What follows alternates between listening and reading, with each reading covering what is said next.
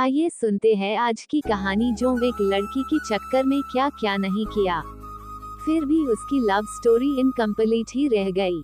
आइए अब आपको अभय की लव स्टोरी से रूबरू करवाते हैं। अभय 10वीं क्लास का छात्र है। इस उम्र में उसे क्या पता कि प्यार का क्या सिला होता है। वो एक लड़की को मन ही मन चाहने लगा था और इस बात का एहसास धीरे धीरे होने लगा। एक दिन अभय अपने कॉलेज जा रहा था, तभी उसकी नज़र लड़की की नजरों से टकराती है, जिसे देखने के बाद वह देखता ही रह गया और लड़की उसे कोई भाव ही नहीं दे रही थी। फिर भी अभय उसके पीछे पीछे घर तक जाता था, लेकिन लड़की का दिल पिघल नहीं रहा था। अभय उसको देखने के लिए उसके स्कूल के सामने डेली खड़ा रहता था। यह अभय का डेली का काम हो गया था। 6 महीने देखते देखते ही बीत गए, लेकिन उसे कोई रिस्पांस नहीं मिला।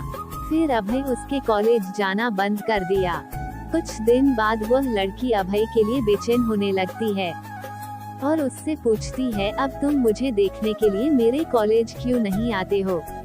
तो अभय ने उससे कहा, इतने दिन से आपके चक्कर में आता हूँ, आप देखना तक पसंद नहीं करती हो, तभी से तुम्हारे कॉलेज आना भी छोड़ दिया। उस लड़की ने उससे कहा कि मैं तुम्हारी परीक्षा ले रही थी, तुम मुझे कितना दिन तक फॉलो करते हो, वैसे मैं भी आपसे बेइंतहा प्यार करती हूँ। फिर अभय ने उस लड़की का नाम पूछा तो लड़की ने अपना नाम सोनिया बताया। उसके बाद अभय ने सोनिया को प्रपोज किया और सोनिया उसके प्रपोजल को एक्सेप्ट करती है। सोनिया और अभय का प्यार दिनों दिन बढ़ता चला जाता है। सोनिया और अभय इतना ज्यादा क्लोज हो जाते हैं, साथ में घूमना और पार्क में जाना, डिनर करना, शॉपिंग करना आदत बन गई। अभय और सोनिया का प्यार इतना गहरा होता चला गया, एक दूसरे से बिना मिले रह नहीं पाते थे। जितना प्यार गहरा होता गया, ये प्रेमी जोड़े समाज की नजर में आते गए। धीरे धीरे उनका प्यार इतना ज्यादा हाईलाइट हो गया, लड़की के घर तक बात पहुंच गया और घर वालों को उनका प्यार मंजूर नहीं था। उस लड़की के घर वालों ने उसका कॉलेज जाना भी बंद कर दिए और उसका सेल फोन भी छीन लिए और घर से बाहर भी नहीं निकलने देते थे। एक तरफ सोनिया अभय के प्यार के लिए तड़प रही थी, उधर अभय सोनिया के प्यार के लिए तड़प रहा था। वो एक दूसरे के प्यार में इतने मजबूर हो गए थे, सिर्फ एक नज़र देखने के लिए तरस गए थे और सोनिया के घर वालों ने उसकी शादी करने का प्लान बना रहे थे। और जब ये बात सोनिया को पता चलती है, तो सोनिया शादी से डायरेक्ट मना करती है और वो कहती है कि मैं शादी सिर्फ अभय से ही करूंगी, नहीं तो मैं अपनी जान दे दूंगी। ये बात सुनकर भी घर वालों को कोई फर्क नहीं पड़ा, उसे मारने पीटने लगे और धमकाने लगे और अभय को मरने की धमकी दिए।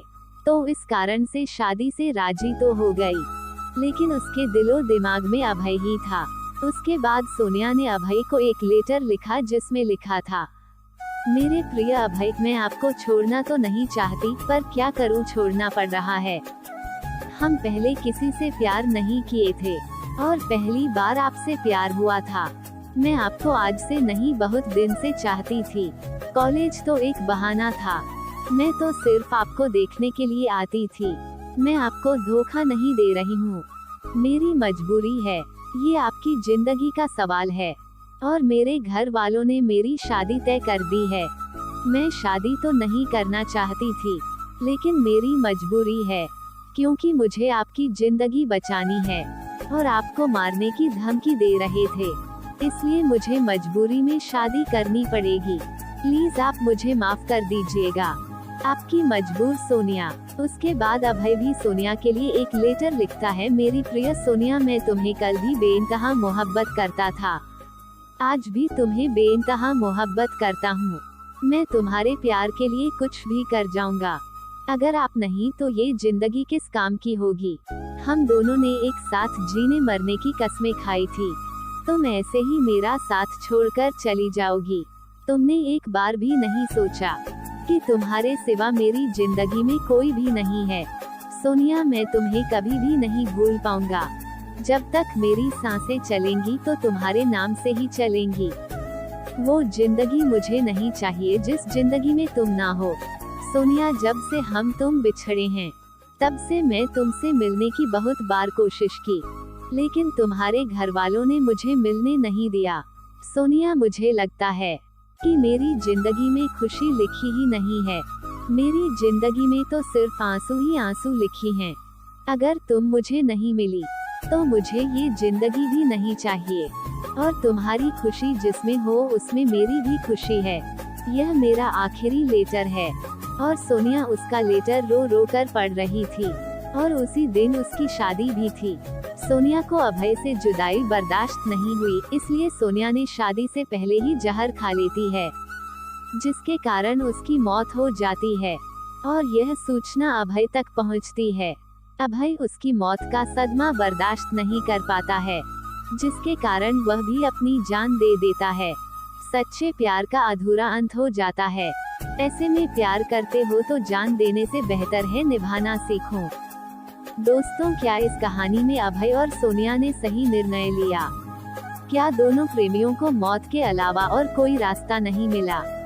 दोस्तों, ये पूरी तरह से गलत है। आपके अनुसार दोनों को क्या करना चाहिए था? कमेंट में जरूर बताएं।